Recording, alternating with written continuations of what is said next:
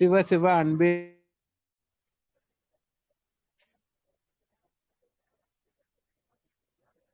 சிவ சிவ அன்பே சிவம் அறக்கட்டளையில் பயணம் செய்யும் அனைத்து அன்பர்களுக்கும் இனிய இரவு வணக்கம். இன்றைய சிறப்பு விருந்தினருக்கும் அக்குபஞ்சர் டாக்டர் என்.ஜே. ரத்தினமணி ஐயா அவர்களை குருவின் சார்பாக வருக வருக என்று வரவேற்கிறேன். சுவை மருத்துவம் பகுதி 10. கிட்டத்தட்ட 10 மாசம் காலம் விடாமுயற்சி, 10 மாசமா வருஷமா தெரியல. சோ ஐயா எடுத்து கொடுக்கிறாருன்னா சுவை மருத்துவம்னா இதுக்கு மேல ரத்தினமணி சார்ன்ற அளவுக்கு நம்ம சேனல்ல வந்து ஃபெமிலியர் ஆயிட்டாரு. சோ ஐயா நீங்க ஸ்டார்ட் பண்ணிக்கலாம். நன்றிங்க ஐயா. சரி, ஓகே, நன்றிங்க. வாழ்க வளமுடன். ஆக்சுவலா வந்து இது வந்து 10வது வகுப்பு சுவை மற்றும் உணவு மருத்துவம் அப்படின்னு பாக்குறோம். இதுல வந்து போன வகுப்புல ஒரு விஷயம் பார்த்தோம், அதோட தொடர்ச்சியா அந்த வகுப்பும் பண்ணுவோம். ஆக்சுவலா வந்து புற்றுநோய் அப்படின்ற ஒரு விஷயத்தை பத்தி போன மாசம் பார்த்தோம். போன வகுப்புல ஒரு டாபிக் வந்து ஒரு மாதிரி போச்சு. ஸோ இன்னைக்கு அதே மாதிரி ஒரு விஷயமும் இன்னைக்கு அதே டாபிக்ல தான் இன்னைக்கு பேச போறோம். இங்க சுவை அப்படின்றது ஒரு விஷயம் என்ன மாதிரி ஒரு தாக்கத்தை ஏற்படுத்துது அப்படின்றத நீங்க வந்து பார்க்கணும். அதாவது புற்றுநோய் வந்து முன்னாடி வந்து அப்படிலாம் எல்லார்ட்டையும் இருக்கிறது இல்லை, அப்படிதானே? ஒரு ஊர்ல பாத்தீங்கன்னா யாராவது ஒரு நபருக்கு வந்து இவருக்கு சுகர் இருக்குது, இல்ல இவருக்கு வந்து ஒரு புற்றுநோய் இருக்குது அப்படின்னு வந்து ஊருக்கு ஒருத்தர் இல்ல ஏதோ ஒரு 2-3 ஊர்ல ஒருத்தர் வந்து சொல்லிட்டு இருக்கோம். ஆனா இப்ப வந்து அப்படி இல்லை, சரியா? இதுல ஏன் அப்படி இல்லை? அதாவது இப்ப வந்து ஒரு தெருவுக்கு ஒரு ஆள் இருக்கு பாருங்க. அதாவது ஒரு 100 வீடு இருந்தா 100 வீட்டுக்கு ஒரு நபர் வந்து எப்படி இருக்காங்க, இந்த புற்றுநோய் அப்படின்ற ஒரு விஷயத்துல வந்து பாதிச்சிருக்காங்க. அப்ப இங்க பார்க்கணும் எதனால இந்த மாதிரி தொந்தரவுகள் நமக்கு வருது.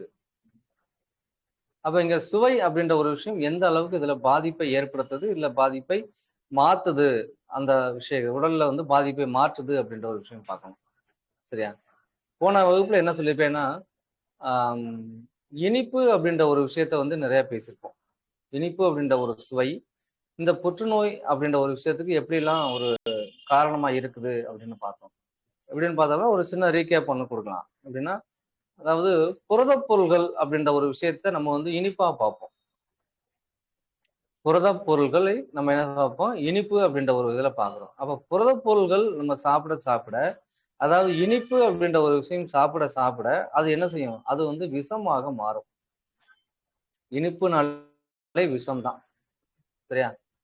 இனிப்புனாலே விஷம். அதாவது பாம்போட விஷம் அப்படின்னு இருக்குல்ல, அந்த பாம்போட விஷத்தை பாத்தீங்கன்னா அது என்ன அப்படின்னா அது வந்து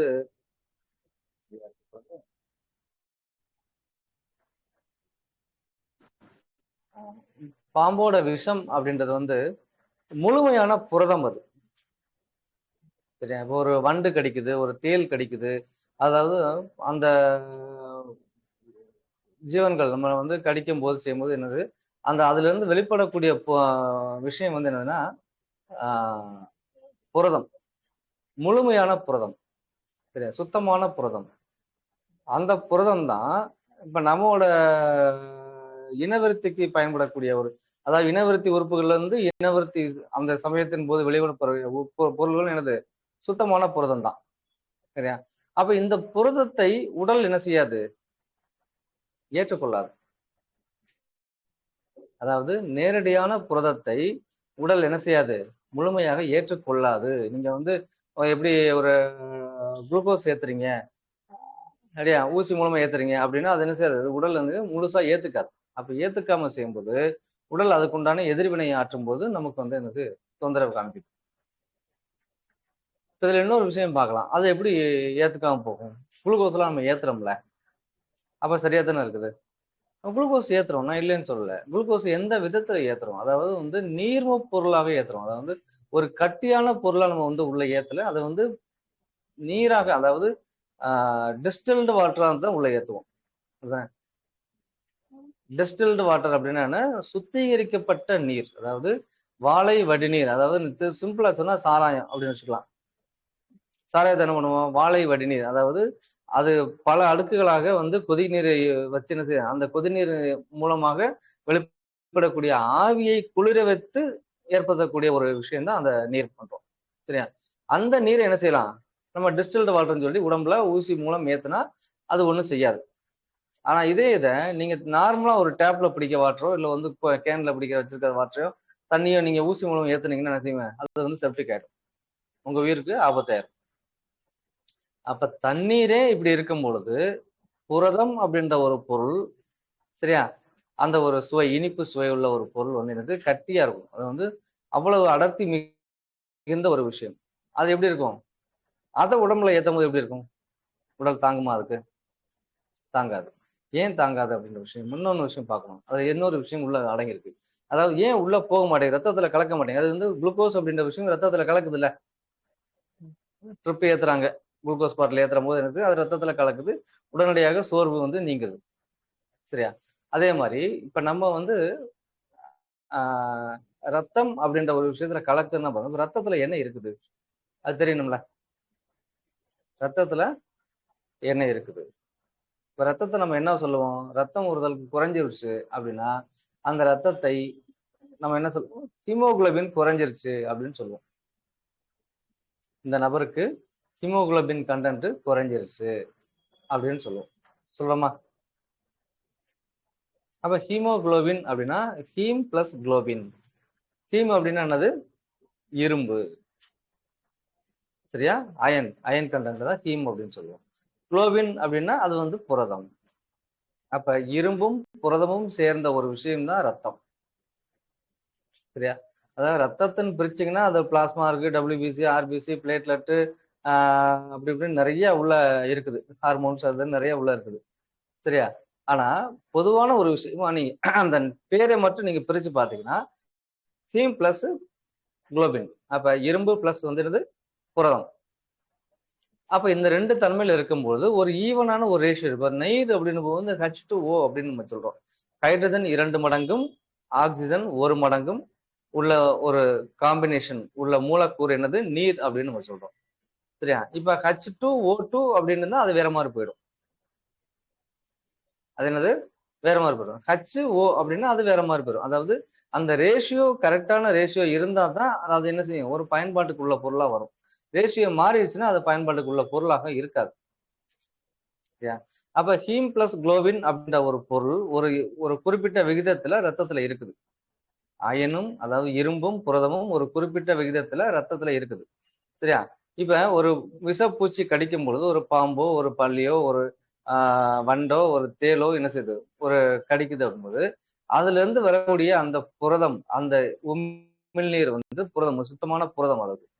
சரி, அந்த புரதம் என்ன செய்யுது? அதிகப்படியான புரதம் வந்து உள்ள டைரக்டா என்ன செய்யுது? ரத்த நாளங்கள்ல கலக்குது. அப்ப ரத்த நாளங்கள்ல கலக்கும் போது என்ன செய்யும்? ஒரு தேக்கம் உருவாயிரும்.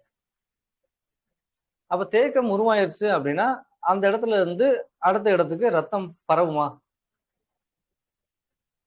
இப்ப தேக்கம் அப்படின்ற ஒரு விஷயத்த இன்னொரு நான் சொல்றேன். இப்ப வந்து ஒரு டிராபிக் இருக்கு. ஒரு ஊருக்கு போயிட்டு இருக்கோம். இடையில ஒரு டிராபிக் ஆயிருச்சு. ஒருத்தன் வந்து முன்னாடி நிப்பாட்டிக்கிறாங்க. அப்போ அந்த பக்கம் நிப்பாட்டணும், இந்த பக்கம் நிப்பாட்டணும், போக முடியல. அப்ப வந்து ஈஸியா உங்களால நகல முடியுமா? அந்த டிராபிக்கை கிளியர் பண்ணாம உங்களால நகல முடியாது. சரியா? அப்ப இதுதான். அப்ப அந்த கூட்டமா உள்ள ஒரு ஒரு இடத்துல இருந்துக்கிட்டா அந்த இடத்த என்ன செய்யணும்? நம்ம கிளியர் பண்ணணும். இதுக்கு தான் சில கொஞ்ச நாளைக்கு முன்னாடி ஒரு பேப்பர்ல எல்லாம் வந்துருந்துச்சு. அதாவது நம்ம அக்குபஞ்சர்ல கப்பிங் அப்படின்ற ஒரு விஷயத்தை பயன்படுத்துவோம். அது ஒரு மெத்தட். அந்த கப்பிங் மெத்தட்ல என்ன பண்ணுவோம் அப்படின்னா வந்து தேவையில்லாத, அதாவது ஒரு என்ன சொல்றது, வேஸ்டேஜ் அப்படின்ற ஒரு கூடிய, அதாவது தோலில் உள்ள ஒரு தேவையில்லாத தேக்கத்தை வந்து என்ன செய்ய நீக்குவதற்காக தோல்ல இருந்து ஒரு தேவையில்லாத ரத்தம் தேங்கி நிக்குதுன்னா அந்த ரத்தத்தை நிற்கும் எடுக்கிறதுக்காண்டி அந்த கப்பிங் விஷயத்தை பயன்படுத்தும். ஹிஜாமா அப்படின்னு சொல்லுவோம். சரியா? இந்த தேல் கடி, வண்டு கடி, பாம்பு கடி இதுக்கெல்லாம் என்ன செய்யுது? இந்த ஹிஜாமாவை பயன்படுத்தினால் ஈஸியாக குணமடையலாம், உங்களை அதோட பாதிப்பு வந்து ஈஸியா போயிடும் அப்படின்னு சொல்லி ஒரு ஆர்டிகிள் வந்துச்சு. சரியா? அப்படின்னு அது உண்மைதான், இல்லைன்னு சொல்ல. ஏன்னா என்ன செய்யறாங்கன்னா அந்த தேக்கத்தை இவங்க என்ன செய்யறாங்க? வெளியில எடுத்துடுறாங்க. அந்த ஹிஜாமா பண்ணும்போது அந்த ஊசி மூலமாக பண்ணும்போது என்ன செய்யும்? அதுல இருந்து ரத்தங்கள் என்ன செய்யும்? ரத்தம் வெளியே எடுத்துரும். ஒரு குறிப்பிட்ட இடத்துல அந்த தேக்கமாவே இருக்கக்கூடிய அந்த விஷயம் வெளியில வந்துடும். அப்ப வெளியில வந்துச்சுன்னா ரத்தம் என்ன செய்யும்? டிராபிக்ல ரத்தம் நல்லா போயிரும் இல்லையா? அதான் விஷயம். சரியா? அப்ப அந்த புரதம் தேங்கும் போது அந்த அயனோட சேர்ந்து என்ன செய்யுது, ஒரு பாண்டிங் உருவாகுது. அந்த பாண்டிங் ஹெவி பாண்டிங் ஆயிடும். சரியா? அந்த கட்டமைப்பு ஹெவி ஆயிடும். அதாவது கனமான ஒரு கட்டமைப்பா மாறிடும். அப்ப அந்த ரத்தம் என்ன செய்யாது, எங்க இருந்து அந்த பக்கத்துக்கு உள்ள போகாது. அப்ப இந்த மாதிரி ஒரு விஷயம், நம்ம சாப்பிடுற சாப்பாட அந்த புரதத்தை வந்து அதிகமா நம்ம உட்கொள்ளும் போது, நேரடியாக உட்கொள்ளும் போது, அதை நீங்க கேட்கலாம். வாய் வழியா நம்ம எப்படி சாப்பிடும் போது அது வந்து ஜீரண மண்டலத்துக்கு போய் ஜீரணம் ஆகி அப்புறம் தானே வேலை செய்யும். இப்ப ரத்தத்து வழியா ஏத்துறோம், இப்ப குளுக்கோஸ் வழியா ஏத்துறோம், வெயின் நரம்பு வழியா ஏத்துறோம் அப்படின்னா நீங்க சொல்றது சரி. இப்ப இதை வந்து நம்ம சாப்பிட தானே செய்யறோம். அப்ப ஜீரண மண்டலத்துக்கு போய் ஜீரணம் ஆகி அப்புறம் தானே வேலை செய்யும். அப்ப எப்படி நீங்க சாப்பிட வேணாம்னு சொல்றீங்க புரதத்தை அப்படின்னு சொல்றீங்க? சொல்லலாம், கேட்கலாம்ல? வாய்ப்பு இருக்கா இல்லையா? நிறைய பேருக்கு சந்தேகம் இருக்கும். அதாவது இப்ப வந்து இப்ப விலங்குகள்லாம் இருக்கு. இப்ப மாடு இருக்குது, ஆடு இருக்குது, இதெல்லாம் என்ன செய்யுது, பால் எப்படி கொடுக்குது? பால்ல என்னென்னலாம் இருக்குது? கால்சியம் இருக்கு, அயன் இருக்கு, மெக்னீசியம் இருக்கு, நிறைய சத்துக்கள் இருக்குது. அது தனித்தனியா சாப்பிடுதா? என்ன செய்யுது? அதுக்கு தேவையான உணவே அது சாப்பிடுது. அந்த சாப்பாட்டுல இருந்து என்ன செய்யுது, திருப்பி அந்த பால் அப்படின்ற உணவு நமக்கு கிடைக்குது. இப்ப நமக்கும் அப்படிதான். தாய்ப்பால் எப்படி கிடைக்குதுன்னா நம்ம சாப்பிட்ட உணவுகள்ல இருந்து தாய்ப்பால் வந்து கிடைக்குது.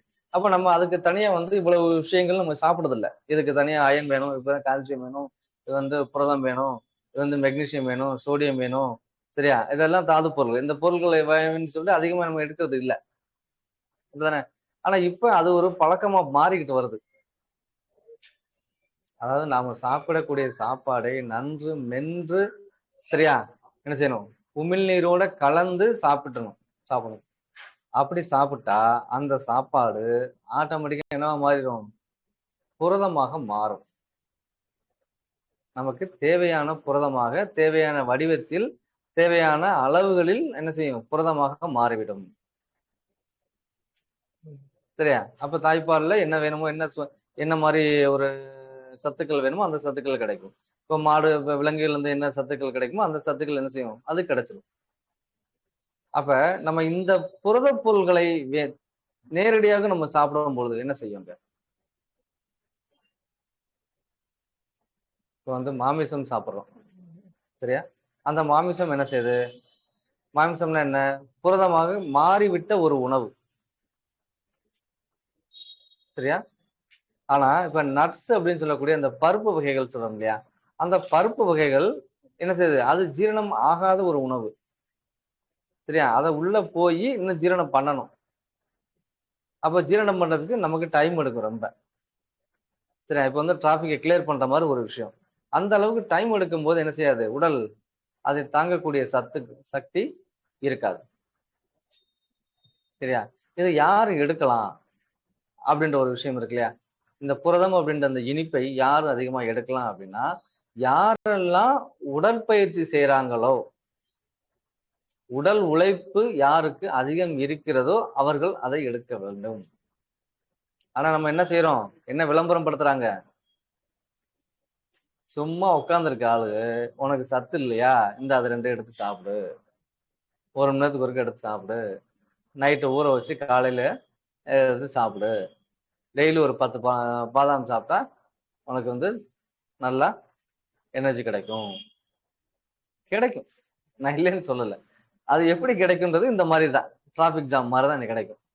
சரியா? நேத்து ஒரு விஷயம் பேசிட்டு இருக்கும்போது என்னன்னா, அவங்க வந்து பழைய சாதம் வந்து முன்னாடி நிறைய சாப்பிட்டாங்க, எங்க தாத்தா 90 வயசு வரைக்கும் இருந்தாரு அப்படின்னு பேசினாங்க. ஆமா இருந்தாரு, பழைய சாதம் சாப்பிட்டா நல்லா தான் இருக்கும். சரியா? அவர் என்ன வேலை பார்த்தாரு? இப்ப நீங்க என்ன வேலை பாக்குறீங்க அப்படின்னா, அவர் வந்து தறி நெஞ்சிட்டு இருந்தாரு. அப்ப தறி நெய்யறவங்க வந்து ஒரு நாளைக்கு எவ்வளவு மணி நேரம் வேலை செய்யறாங்க? தறி நெஞ்சு பார்த்திருக்கீங்களா? தறி நெய்யறது எப்படின்னு தெரியுமா? அதாவது இப்ப உள்ள நபர்களுக்கு தறி நெய்யறது தெரியுதுன்னு தெரியல. பழைய நபர்களுக்கு தறி இப்படி அந்த தறி பார்த்திருப்பாங்க, நெஞ்சிருப்பாங்க. ஏன்னா இப்ப வந்து இப்ப துணி எடுத்தோமா, தச்சோமா அப்படின்னு போயிட்டு இருக்குது. இல்ல ரெடிமேட் வந்துட்டு இருக்கு, போயிட்டு இருக்கோம். முன்னாடி தறி எல்லாம் போய் பாக்குறது இல்ல இப்ப எல்லாம்.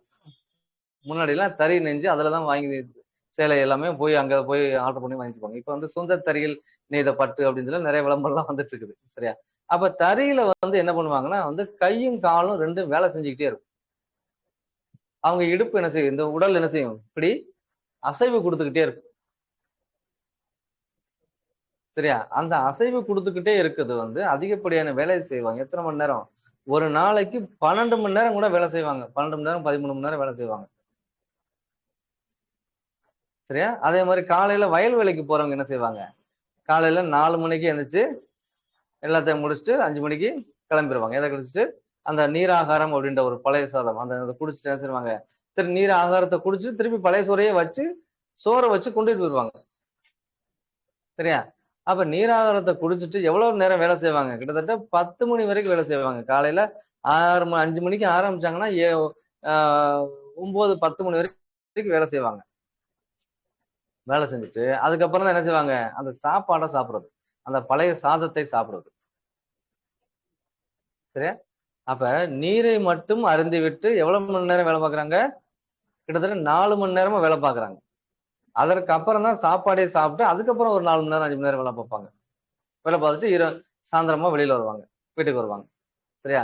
அப்ப இங்க இருந்து என்ன தெரியுதுன்னா, நீங்க புரதப் பொருளோ அதாவது இந்த பழைய சாதம் சொல்றோம் இல்லையா? நீராகாரம் இதெல்லாம் அதிகப்படியான புரதம் இருக்குது. இந்த புரதத்தை யார் சாப்பிடணும் அப்படின்னு இப்ப தெரிஞ்சுதா? இந்த மாதிரி கடின உழைப்பாளிகள் மட்டுமே சாப்பிடக்கூடிய உணவுகள் இந்த உணவுகள். நாம கடின உழைப்பாளிகள் இல்லை. நம்ம வேலை செய்யறோமா அந்த மாதிரி?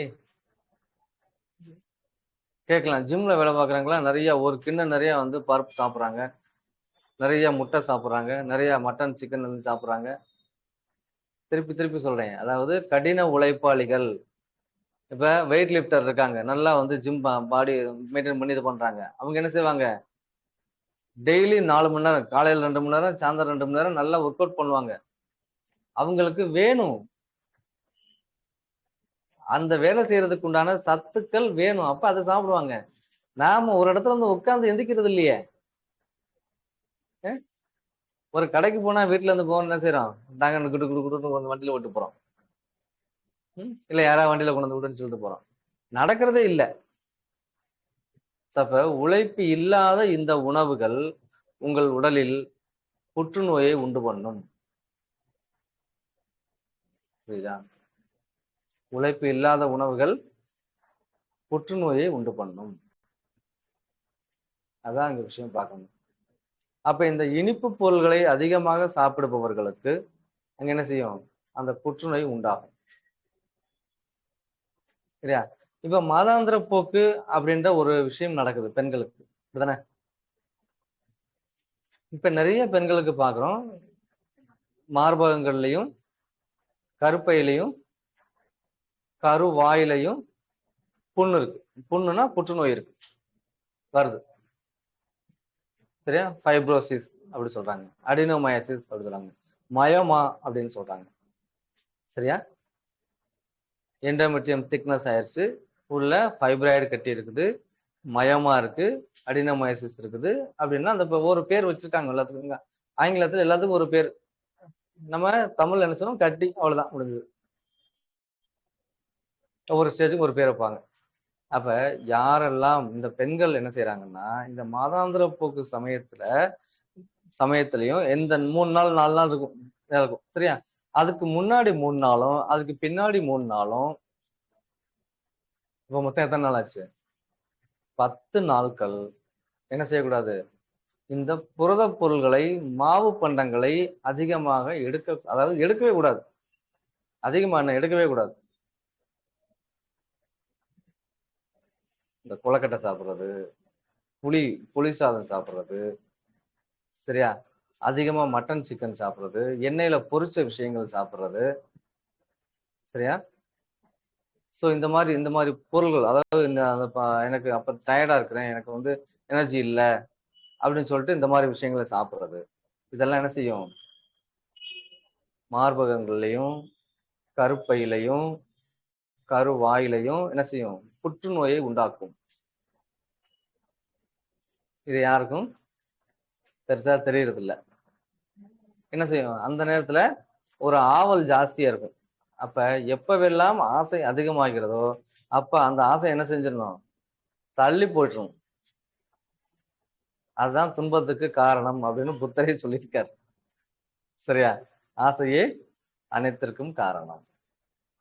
அப்ப இந்த ஆசை அப்படின்றது இனிப்பு இல்லை, சரியா? அந்த இனிப்பு தான் இவ்வளவு வேலையும் செய்யுது, சரியா? இன்னொரு விஷயம் செய்யுது. அதாவது இனிப்பு அப்படின்ற விஷயத்துல ரெண்டு விஷயம் இருக்கு, ரெண்டு உள்ள இருக்குது. நாங்க என்ன அக்குப்பஞ்சல வந்து ரெண்டு விஷயமா சொல்லுவோம். அதாவது நீர் அப்படின்ற ஒரு விஷயம் எடுத்தா நீர் தானே, அப்ப வந்து கருப்பை அப்படின்றது வந்து நீர் அப்படின்னு சொல்லுவோம், சரியா? அப்ப நீர் அப்படின்ற ஒரு விஷயம், சுவை அப்படின்னு வரும்போது அங்க என்ன இருக்குது? அப்ப நீர்ல ரெண்டு விதமான சுவை இருக்கு உள்ள. என்ன இருக்கு? இனிப்பு பிளஸ் உப்பு அப்படின்ற இரண்டு விதமான சுவைகள் நீரில் அடங்கியிருக்கு. இப்படி ஒன்னொன்னு சுவை இருக்கு, இங்க மட்டும் ரெண்டு இருக்குது அப்படின்னு கேட்கலாம். இங்க வந்து ரெண்டு இருக்கும், சரியா? அதாவது எதிலிருந்து எது உருவாகிறது அப்படின்ற ஒரு விஷயம் அங்க இருக்கு, சரியா? நீர் அப்படின்ற விஷயத்துல இனிப்பும் உப்பும் இருக்குது. உப்புனா இங்க நெருப்பு.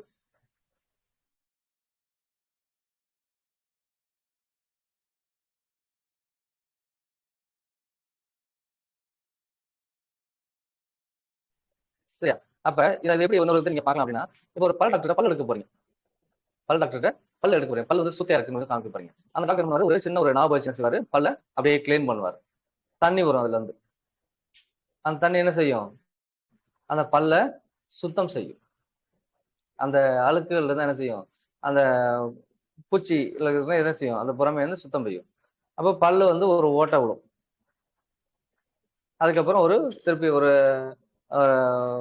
பிளாஸ்டர் ஆஃப் பாரிஸ் மாதிரி உள்ள வச்சு என்ன செய்வாங்க? அதை மூடிடுவாங்க, சரியா? இப்போ வந்து கிரானைட் கல் இருக்கு. அந்த கிரானைட் கல்லை வந்து நல்லா பாலிஷா அறுக்கணும்.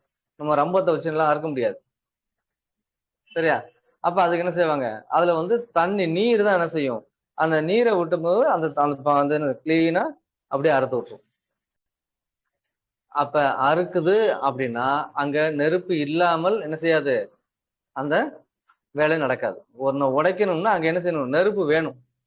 ஒரு இது பொருளை ரெண்டா மாத்தணும்னா அங்க என்ன செய்யணும்? நெருப்பு வேணும். அப்ப நீருக்குள்ள நெருப்பு இருக்கிறதுனாலதான் நீரை வச்சு இவ்வளவு வேலை செய்ய முடியுது, சரிங்களா? அப்ப நீருக்குள்ள நெருப்பு இருக்குது, சரியா? அப்ப இனிப்புக்குள்ள என்ன செய்யுது? இனிப்பு எதுல இருந்து வருது? நெருப்புல இருந்து வருது, அப்படியா? இனிப்பு திருப்பி என்ன மாறுதுங்க? நெருப்பில் விலை புரியுது. இப்ப ரெண்டு வேலை நடக்குதுங்க, இனிப்பும் நெருப்பும் அங்க வேலை செய்யுது, சரியா? அப்ப இந்த அதனாலதான் நான் சொன்னேன், அங்க நெருப்பு அப்படின்ற ஒரு விஷயம் இருக்கும்போது என்ன செய்யுது? அங்க கட்டி உருவாகல் அப்படின்ற ஒரு விஷயம் அங்க உள்ள வரும். இப்ப அடுப்புல பாலை வச்சீங்கன்னா என்ன செய்யும்? ஒரு 5 நிமிஷம் பார்க்கல, திருப்பி என்ன நடக்குது? பால் அப்படியே வத்திரும். வத்தி என்ன செஞ்சிடும்? கட்டியா மாறிடும், மாறிடுதா? அப்ப நெருப்பு இருந்தால் நெருப்பு என்ன செய்யும்? அதை ஓட வைக்கவும் முடியும். நெருப்பு அதிகமாயிடுச்சுன்னா அதை கட்டித்தன்மையாக மாற்றவும் செய்யும். அப்ப புரதம் அப்படின்ற ஒரு விஷயம், சரியா, அதிகமான நெருப்புத்தன்மையை கொண்டது. லேசான நெருப்பு என்ன செய்யும்? ஒரு விஷயத்தை ஓட வைக்கும், சரியா? சுடுதண்ணி அப்படின்றது என்ன செய்யும்? அந்த தண்ணியை வேகமா ஓட வைக்கும். அதே இது அதிகமான நெருப்பு போயிடுச்சுன்னா அந்த தண்ணி என்ன செஞ்சிடும்? கட்டியா போயிடும், புரியுதா? அப்ப புரதம் பொருள் அப்படின்ற விஷயத்துல என்ன இருக்குது? அதிகமான நெருப்பு இருக்குன்னு அர்த்தம், சரியா? இப்ப கருமுட்டை வந்து இப்ப நம்ம வந்து விந்து அணுக்கள் வந்து கருமுட்டையை எப்படி துளைக்குது அப்படின்னா, இந்த விந்து அணுக்கள்ல அதிகப்படியான உஷ்ணம் இருப்பதனால் அதனால் என்ன செய்ய முடியுது? அந்த கருமுட்டையை துளைக்க முடிகிறது, ஓட்ட போட முடியுது. இங்க உஷ்ணம் இல்லைன்னா அந்த கருமுட்டை என்ன செய்ய முடியாது? ஓட்ட போட முடியாது. அங்க இன்ஃபர்டிலிட்டி அப்படின்ற ஒரு குழந்தை பேர் இன்மை அப்படின்ற ஒரு விஷயம் உள்ள வரும், சரியா? அப்ப உஷ்ணம் இல்லைன்னா இருந்தா என்ன செய்யும்? இல்லைன்னா என்ன செய்யணும்? இப்ப தெரியுதுங்களா? அப்ப அப்ப நெருப்போட தன்மை, அந்த உப்போட தன்மை அந்த புரதத்துல இருக்கிறதுனால, அதிகமா இருக்கிறதுனால என்ன செய்யுது? உடலை என்ன செய்யுது? துளைக்கிறது,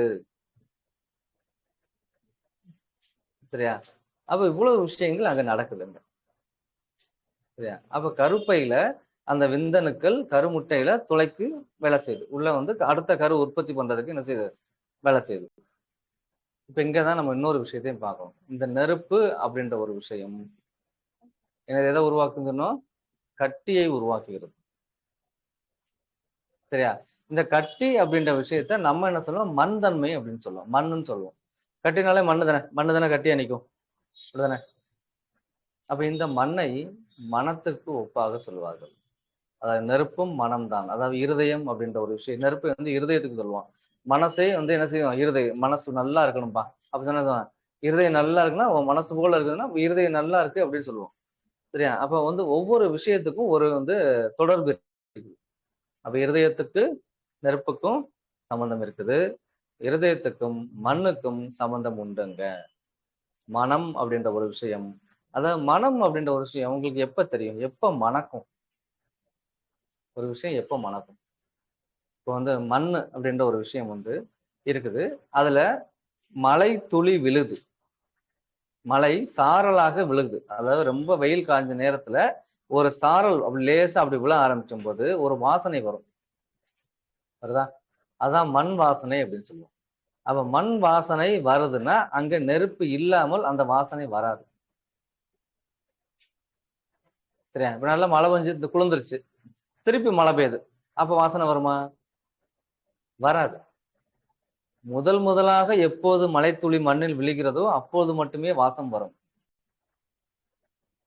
அதற்கப்புறம் என்ன செய்யாது? வாசம் வராது. ஏன்னா அது நீரால அந்த நெருப்பு அணைஞ்சிருச்சு. அப்ப வாசம் வராது. சரியா? அப்ப மனம் அப்படின்ற ஒரு விஷயம் என்ன வேணும் அங்க? நெருப்பு அப்படின்ற ஒரு விஷயம் அங்க இருந்தால்தான் மனம் அப்படின்ற ஒரு விஷயம் வரும். இப்ப ஏன் இங்க நெருப்புக்கும் மனத்துக்கும் போட்டு பேசிட்டு இருக்கேன் அப்படின்னு கேக்குறீங்களா? அது நிறைய சம்பந்தம் இருக்குது. இப்ப புற்றுநோய் அப்படின்ற ஒரு விஷயத்தை பத்தி தான் பேசிட்டு இருக்கோம். அதுக்குதான் இவ்வளவு விஷயம் பேச வேண்டி இருக்குது. சரியா? இப்ப நிறைய பெண்கள் இப்ப என்ன செய்யறாங்க? அவர்களுடைய எண்ணங்களை உள்ளடக்கி வச்சிருக்காங்க. அப்ப ஒரு விஷயத்த உள்ள அமுக்க அமுக்க அமுக்க அங்க என்ன உருவாகும்? இப்ப ஒரு விஷயம் உங்க மண்டையில போட்டு குழம்பிட்டே இருக்கீங்க. அப்ப குழம்ப என்ன செய்யும்? குழம்புதல் அப்படின்னாலே நீங்க குழம்பிடுவீங்கன்னு அர்த்தம். மெண்டல் ஆயிரும். அப்ப மெண்டல் ஆகுறதுக்கு காரணம் என்ன? அதிகப்படியான எண்ணங்களை என்ன செய்யுது? திருப்பி திருப்பி ரிவைண்ட் பண்ணிட்டே இருக்குது. அப்ப அதிகப்படியான உஷ்ணத்தினால மனசு என்ன செய்யுது? மைண்ட் என்ன செய்யுது? மூளை குழப்பம் அடைகிறது. புரியுதா? அப்ப இந்த குழப்பம் உஷ்ணத்தை உண்டு பண்ணுகிறது. சரியா? இந்த உஷ்ணம் எங்க வேலை செய்யுது? மார்பகங்கள்லயும் அதாவது ஹார்மோன்ல உற்பத்தி ஹார்மோன் அப்படின்ற ஒரு விஷயத்துல என்ன செய்யுது? வேலை செய்யுது. இந்த ஹார்மோன் எங்க வேலை செய்யுது அதிகமா உடல்ல? ஹார்மோன் அப்படின்றது உடல்ல எங்க அதிகமா வேலை செய்யுது? முக்கியமாக இனப்பெருக்க உறுப்புகள்ல இந்த ஹார்மோன் அதிகமாக வேலை செய்யும். அதுக்கு தான் நம்ம ஹார்மோன் வந்து என்ன செய்யறோம்? பயன்படுத்துறோம். வெளியில இருந்து ஹார்மோன் இன்ஜெக்ஷன் போறது செய்யறது எல்லாமே என்ன செய்யறோம்? பண்ணோம். அப்ப இனப்பெருக்க உறுப்புகளை சரிப்படுத்தணும் அப்படின்னா அங்க வேணும். அந்த ஹார்மோன் உற்பத்திகள் சரியா இருக்கணும் உடம்புக்குள்ள. சரியா? அது இல்லைன்னா இனப்பெருக்கம் நடைபெறாது. சரியா? இப்ப இந்த இனப்பெருக்க உறுப்புகள் எங்க இனப்பெருக்கம் அந்த ஹார்மோன் எங்க வேலை செய்யுது அப்படின்னா இனப்பெருக்க உறுப்புகள்ல வேலை செய்யுது. சரியா? இப்ப இந்த நெருப்பு அதிகமாக அதிகமாக இந்த ஹார்மோன் என்ன செய்யும்? ஒண்ணு அதிகமாயிடும் இல்லைன்னா குறைஞ்சிரும். சரியா? அப்ப குறையறதுலோ இல்ல அதிகப்படுத்தினாலோ என்ன செய்யுது? ஒரு தேக்கம் என்ன செய்யுது? உருவாயிடுது. மார்பகங்கள்ல கட்டி வருது. சரியா? கருப்பையில கட்டி வருது. சரியா? இதுக்கு 2 விதமான காரணம் ஒண்ணு இருக்கு. அதாவது ஒண்ணு உணவு பழக்கம். இப்ப முதலே சொன்னேன். என்ன சொன்னேன்? மதாந்திர போக்கு சமயத்திலையும் 3 நாள் 4 நாட்கள் மதாந்திர போக்கு நடக்குதுன்னா, அந்த நேரம் புரதப் பொருள் சாப்பிடக்கூடாது. மாவு பண்டங்கள் சாப்பிடக்கூடாது. சரியா? பிளஸ் அதுக்கு முந்தைய நாள் 3 நாட்களும் சாப்பிடக்கூடாது. பிந்தைய 3 நாட்களும் சாப்பிடக்கூடாது. அது மொத்தமா ஒரு 10 நாள் என்ன செய்யக்கூடாது? அந்த நேரம் சாப்பிடக்கூடாது. அப்படி சாப்பிட்டா, அந்த சாப்பாடு என்ன செய்யும்? ஜீரணம் சரியாக நடக்காம என்ன வேலை செய்யும்? திருப்பி இங்க பாருங்க. அதாவது இந்த மாதாந்திர போக்கு சமயத்து 3 நாளும், அடுத்த 3 நாளும் என்ன வேலை செய்யுதுங்க? அதீதமான உஷ்ணம் இருந்து கழிவுகளை வெளியேற்றக்கூடிய தன்மை நடக்கும். வேலை நடக்கும். எங்க வேலை நடக்குது? கருப்பையில வேலை நடக்கும். ஆனா, நாம இந்த மாதிரி பொருள்களை, அதாவது ஜீரணம் ஆகுறதுக்கு அதிக நாட்கள் ஆகும், அதிக நேரம் பிடிக்கக்கூடிய இந்த உணவுகளை உள்ள சாப்பிடும் போது இந்த உஷ்ணம் என்ன செய்யும்? உடல்ல இருக்க உஷ்ணம் இங்க கழிவை வெளியேற்றுறதுக்கு போகுமா, அந்த உள்ள போட்ட சாப்பாட்டை ஜீரணம் பண்றதுக்கு போகுமா? கழிவை வெளியேற்றுறதுக்கு பதிலா இந்த சாப்பாட்டை ஜீரணம் பண்ணக்குள்ள போயிடும். அப்ப கழிவு வெளியேறுமா? வெளியேறாது. சரிங்களா?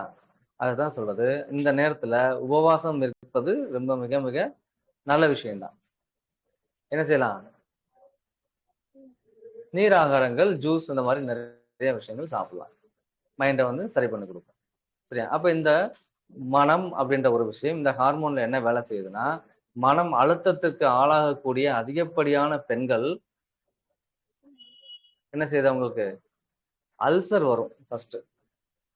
ஸோ அல்சர் உள்ள பெண்கள், அத்தனை பெண்களும் மன அழுத்தத்திற்கு ஆளான நபர்களாக தான் இருப்பாங்க. நீங்க வேணா செக் பண்ணி பாருங்க. சரியா? அல்சர் அதிகமாக உள்ள பெண்கள் மன அழுத்தத்திற்கு ஆளாகிய நபர்களாக இருப்பாங்க. இந்த அல்சர் அப்படின்ற ஒரு விஷயம் எப்படி இப்ப நம்ம வந்து டிஃபைன் பண்றோம் அப்படின்னா வந்து, வெளியில இருக்கிறது தான் புண்ணா இருக்கும், உள்ள இருக்கிறத வந்து அல்சர்னு சொல்லுவோம். இப்ப வெளியில ஒரு புண்ணு இருக்குது அப்படின்னா, இதை என்ன செய்யணும்? ஒரு தோல்ல ஒரு தொந்தரவு இருக்குன்னா இதை வந்து புண்ணுன்னு சொல்லுவோம், பூண்டு அப்படின்னு சொல்லுவோம். இதே இது உடலுக்கு உள்ள புண்ணாயிருச்சு அப்படின்னா அதை வந்து அல்சர் அப்படின்னு சொல்லுவோம். ஸோ இந்த அல்சர் புண்ணு ஆறல அப்படின்னா அது வந்து ஒரு ஒரு என்ன செய்யும்? ஒரு மேடான பகுதியாக மாறிடும், ஒரு திக்கான பகுதியாக மாறிடும். அந்த திக்கான பகுதி என்னவா மாறிடும்? திருப்பி கட்டியா போயிடுச்சுன்னா அதை என்ன செய்ய முடியாது? குறைக்க முடியாது. இப்ப வெளியில இருந்தா அறுத்து எடுத்துடலாம், உள்ள இருக்க என்ன செய்ய முடியும்? கட்டியாயிரும். கட்டியாயிடுச்சுன்னா என்ன செய்யாது? அந்த இடத்துக்கு ரத்த ஓட்டம் போகாது. அப்ப அடுத்தடுத்து அப்படி ஒரு அக்குமுலேஷன் ஆகி ஆகி அது புறம் என்ன செய்யும்? உள்ள கட்டியாக மாறக்கூடிய வாய்ப்புகள் நிறைய இருக்கு. அப்ப மன அழுத்தத்திற்கு உண்டான அதிகமான பெண்கள் எதுக்கு வராங்க? இந்த புற்றுநோய் காரணியாக மாறக்கூடிய சூழ்நிலை இப்போ இருந்துட்டு இருக்கு. சரியா? அதாவது சரியான வடிகால் இல்லாத நபர்கள் அப்படின்னு சொல்லணும். இன்னொன்னு சொல்ல போனா, அதாவது இணை ஆண் பெண் சேர்ந்துன்னு ஒரு விஷயம் பண்றோம். சரியா? அந்த விஷயங்கள் முறையான காலத்துல முறையா நடக்கல. சரியா? அதுல வந்து நிறைய அழுத்தங்கள் இருக்குது அப்படின்னா, இந்த அழுத்தம் யாரை பாதிக்கிறது அதிகமாகனா? பெண்களைத்தான் பாதிக்கும். ஆண்களை விட பெண்களைத்தான் இந்த அழுத்தம் அதிகமாக பாதிக்கிறது. சரியா? அப்ப அந்த அழுத்தம் என்ன செய்யுது? அங்க ஒரு அதிகப்படியான உஷ்ணத்தை உண்டு பண்ணி அங்க கருப்பையில கொப்புளங்கள் உண்டாக ஆரம்பிக்குது. கருவாயில நெபோதியன் சிஸ்ட் அப்படின்னு சொல்லுவாங்க. அதாவது நெபோதியன் சிஸ்ட்னா சின்ன சின்ன வேர்க்குரு மாதிரி ஒரு பொக்களங்கள் உருவாகும், நிறைய உருவாகும். இந்த நெபோதியன் சிஸ்ட் ஜாஸ்தி இருந்தா அங்க வெள்ளைப்படுதல் அப்படின்ற காரணம் உள்ள ஓடியாந்துரும். அப்ப யூரினரி ட்ராக்ட் இன்ஃபெக்ஷன் உள்ள வரும்.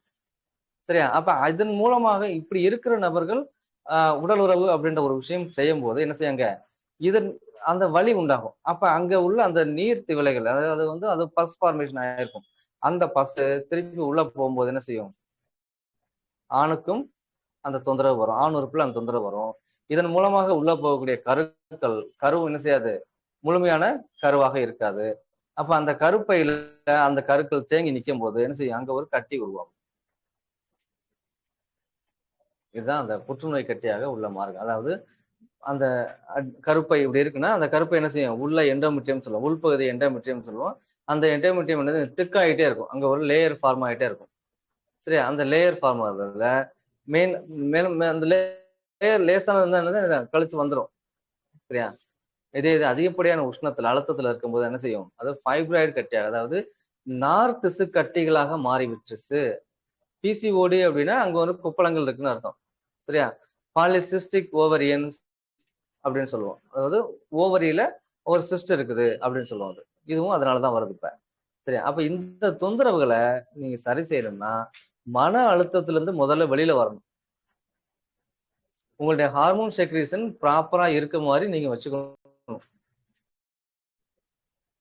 எந்த ஒரு விஷயத்தையும் என்ன செய்யக்கூடாது? மனசுல போட்டு குடையக்கூடாது. சரியா? இப்ப கூகுள்ல கேட்டீங்கன்னா, ஒரு விஷயத்தை பத்தி கேட்டீங்கன்னா அங்க கூகுள் என்ன செய்யும்? நேரா கடைசி அதை முடிவு கொண்டு போய் தலைவலிக்கு நான் என்ன பண்ணணும், இது எங்க கொண்டு போய் முடியும் அப்படின்னு நீங்க கேட்டீங்கன்னா கடைசியில கேன்சர்ல கொண்டு போய் முடியும்னு சொல்லும் தலைவலி. சரியா? எல்லாத்துக்கும் தலைவலி கேன்சர் ஆயிருதா? கிடையாது. ஓவர் திங்கிங் அப்படின்னு சொல்லக்கூடிய அந்த மனக்குழப்பங்களை என்ன செய்யக்கூடாது? செய்யக்கூடாது. அதான் சொல்றேன். ஒரு பேனை பெருமாளாக்குறதுன்னு சொல்லுவாங்க கிராமப்புறங்கள்ல. பேனை பெருமாள் ஆக்கக்கூடாது அப்படின்னு. பெருமாள் எப்படி இருப்பார்? பேனை எப்படி இருக்கும்? பெருமாள் எப்படி இருப்பார்? உலகளந்த பெருமாள், உலக அளவுல இருப்பார் பெருமாள். ஆனா பேன் எப்படி இருக்கும்? இந்த முடுக்காண்டி இருக்கும். சரியா? அப்ப இந்த முடுக்காண்டி இருக்கத உலக அளவுக்கு என்ன செய்யக்கூடாது? ஊதி பெருசா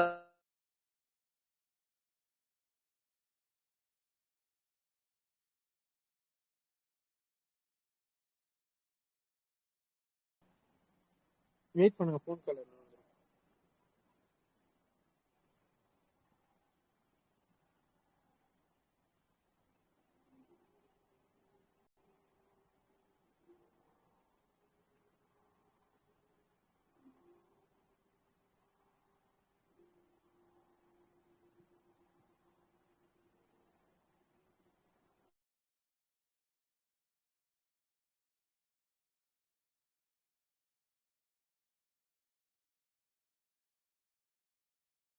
சார் கேக்குதா? திடீர்னு கட் ஆயிடுச்சு சார் மொத்தமா. சரி சரி சரி, கண்டிப்பா. திடீர்னு மொத்தமா அப்படியே கட் ஆயிடுச்சு, என்னன்னு தெரியல எனக்கு. ஓகே. சார் இப்ப கேக்குதா? சரி, கண்டிப்பா பண்றேன். சோ அந்த விஷயங்கள் என்ன செய்யுது உடல்ல வந்து. சார் கிளியரா இருக்கா? ஓகே கேக்குதா? ஓகே. ஓகே. அப்ப அந்த உடல்ல என்ன செய்யுது? அந்த கருப்பையில வந்து என்ன செய்யுது? கட்டிகள் உருவாக ஆரம்பிக்குது. இதுதான் அங்க பெரிய பிரச்சனையா மாறுது. அப்ப சரியான நேரத்துல சரியான இடைவெளியில உடல் உறவு இல்லை அப்படின்னா அந்த மனம் என்ன செய்யுது? அழுத்தத்திற்கு உண்டாகிறது. அந்த அழுத்தம் உண்டாகும் பொழுது அங்க கருப்பையில கட்டிகள் உருவாகிறது. இப்ப நிறைய பெண்களுக்கு திருமணம் ஆறதுக்கு முன்னாடியே இந்த பிரச்சனை எல்லாம் இருக்குது. சரியா? அவங்களுக்கு எப்படி வரும்? அவங்க எப்படி இதை பண்ணுவாங்க அப்படின்னா, திருமணம் ஆகிறதுக்கு முன்னாடிலாம் 18 வயசு 19 வயசு 20 வயசுல கல்யாணம் ஆயிரும். அட்லீஸ்ட் 20 21 காலேஜ் முடிச்ச உடனே என்ன ஆயிரும். இப்ப என்ன வயசுல கல்யாணம் ஆகுது? நேற்று பேசிட்டு இருக்க 36 வயசுல ஒரு பெண் திருமணம் ஆகாம இருக்காங்க. இப்ப பாத்துட்டு இருக்காங்க அப்படின்னு சொல்றாங்க. அந்த பொண்ணுக்கு மணமகன் வேணும் அப்படின்னு கேக்குறாங்க. அது வந்து எக்ஸ்ட்ரீம் லெவல்ல இருக்குன்னு வச்சுக்கோங்களேன். இப்ப மினிமம் பண்ணா 29 அதாவது 30 வயசு வரைக்கும் வந்து பெண்கள் என்ன செய்றாங்க? திருமணம் ஆகாம இருக்காங்க. அப்ப அவங்களோட அழுத்தம் எந்த அளவுக்கு இருக்குன்னு பாருங்க. அந்த அழுத்தம் கூட கூட அவங்களுக்கு பிசிஓஸ் அப்படின்ற தொந்தரவு சர்வ சாதாரணமா இருக்கு. இப்ப பிசிஓஸ் அப்படின்ற ஒரு விஷயம் சர்வ சாதாரணமா இருக்கு. இதுதான் அடுத்த கட்டத்துக்கு போய் ஃபைப்ராய்டு போய் மயமா போய் அடினோமயோசிஸ் அப்படின்ற ஒரு விஷயத்துக்கு உள்ள போய் அங்க புற்றுநோய் கட்டியாக மாறுகிறது. சரியா? அப்ப இந்த விஷயத்த செய்யணும்னா நம்ம திருப்பி பழைய நிலைமைக்கு என்ன செய்யணும்? போகணும். எப்படா 21 வயசுல திருமணம் அப்படின்ற ஒரு விஷயம் உள்ள போயிடுச்சுன்னா அந்த அழுத்தம் அப்படின்றது என்ன செய்யும்? குறையும். சரியா? இப்ப எல்லாம் பணம் அப்படின்ற ஒரு விஷயம் கண்டிப்பா வேணும், இல்லைன்னு கிடையாது. சரியா? அதற்காக தேடக்கூடிய முயற்சியில இந்த மாதிரி விஷயத்த நம்ம கோட்டை விட்டுருவோம். சரியா? இன்னும் நிறைய பெண்கள் இருக்காங்க. அதாவது எப்படின்னா பெண்கள் மட்டும் இல்ல, ஆண்களும் அப்படித்தான். ஒரு வேலை பாக்குறாங்க, வேலைக்கு தகுந்த உணவு எடுத்துக்கிறாங்களா? இல்ல. வேலைக்கு தகுந்த உணவை எடுத்துக்கிறது இல்ல. சரியா? எப்ப சாப்பிடணும்?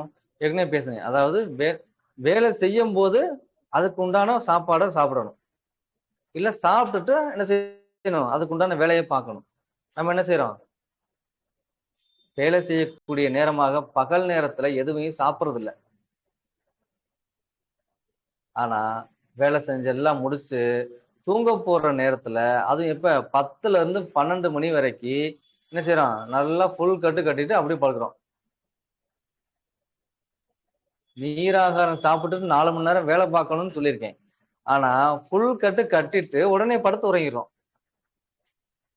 சரியா? அப்ப அந்த உணவு எப்படி ஜீரணமாகும்? அது எங்க போய் நிக்கும்? கடைசியில இந்த மாதிரி ஒரு நிலைக்கு கொண்டு போய் நிக்கும். அப்ப இந்த பொருள்கள் பூராமே இனிப்பு அப்படின்ற ஒரு சுவையில உள்ள போய் நின்னுச்சுன்னா, இனிப்பு அப்படின்றது மண்ணுல இருந்து உருவாகக்கூடிய, அதாவது நீர் அப்படின்றது மண்ணுல இருந்து உருவாகக்கூடிய ஒரு பொருள். சரியா? மண் இருந்தா தான் என்ன செய்யும்? நீர் நிக்கும். மண் இல்லைன்னா நீர் நிக்காது. இப்ப கடலே இருந்தாலும், கடல்ல அவ்வளவு தண்ணி இருந்தாலும் எங்க நிக்குது? மண்ணுக்கு மேலதான் நீர் நிக்கும். சரியா? மண் இருந்தா தான், மண்ணின் மூலமாக தான் என்ன செய்யும்? நீர் உற்பத்தி அப்படின்ற ஒரு விஷயமே இங்க இருக்குது. அப்ப மண்ணிலிருந்து வரக்கூடிய நீர் மண் பண்பு இருக்குமா இருக்காதா? நீரை இனிப்புன்னு நம்ம சொல்றோம்.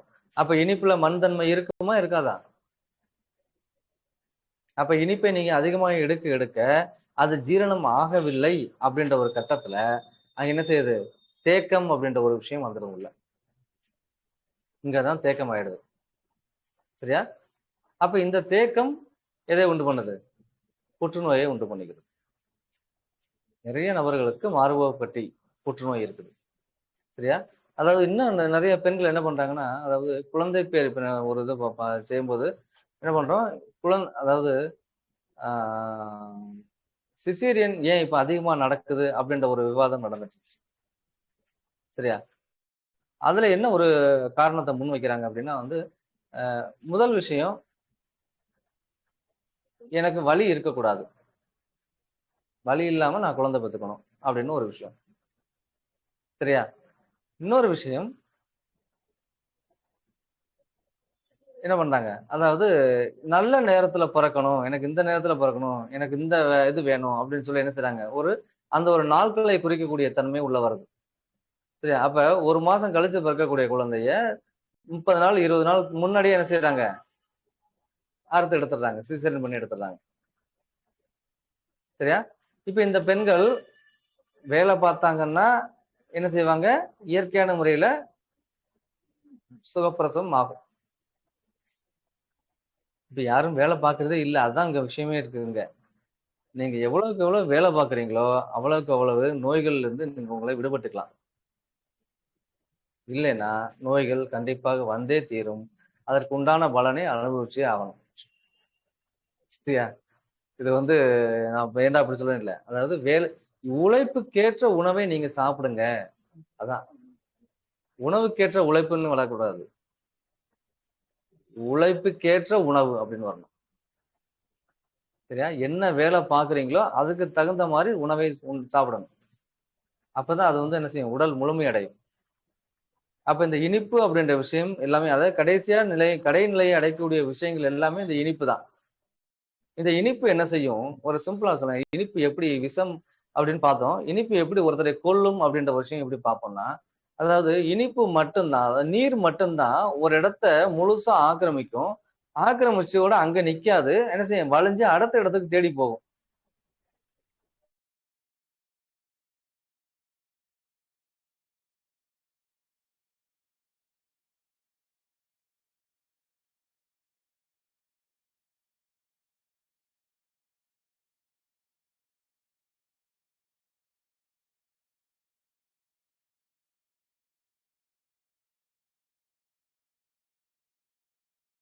ஜாயின் பண்ணுவாரு.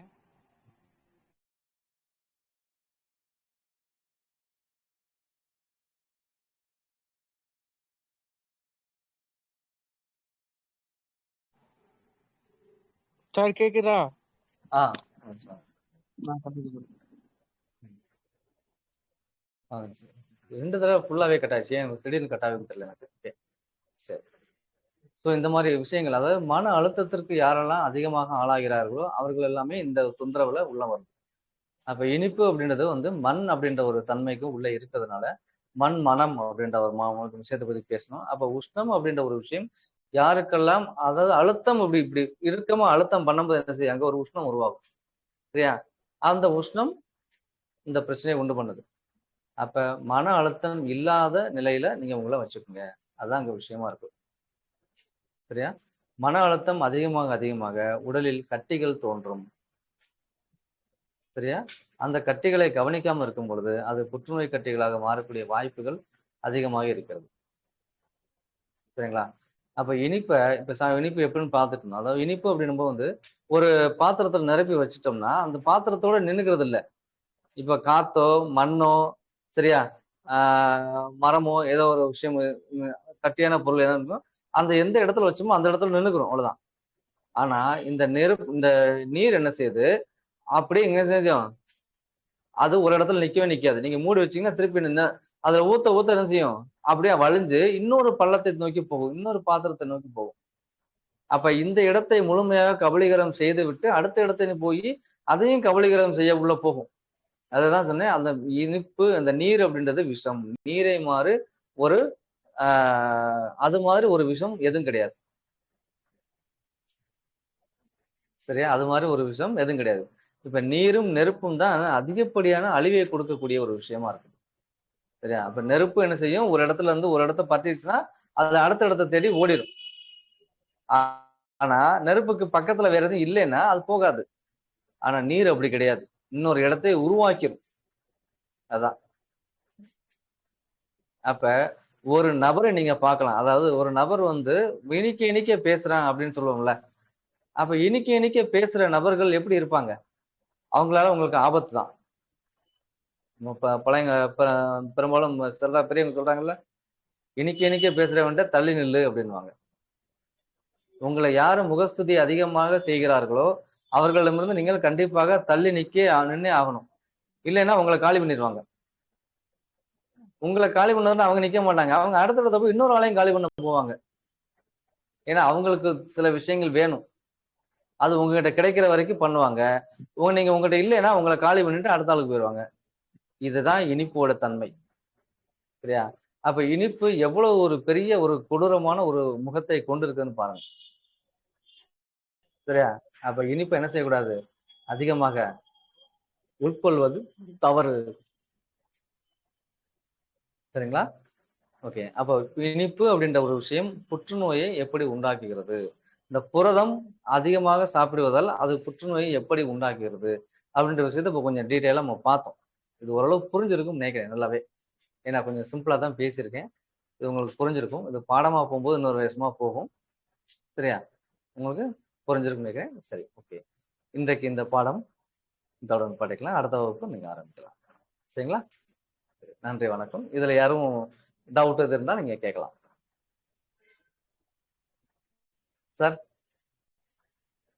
கிளாஸ் வேற எதனா கேட்கலாம், கேள்வி சார். நன்றி சார், முடிச்சுக்கலாம் சார். நன்றி நன்றி. ஆமா ஆமா, நன்றி. நன்றி சார். வெளியே இருக்கேன். ஓகே ஓகே ஓகே, நன்றி சார்.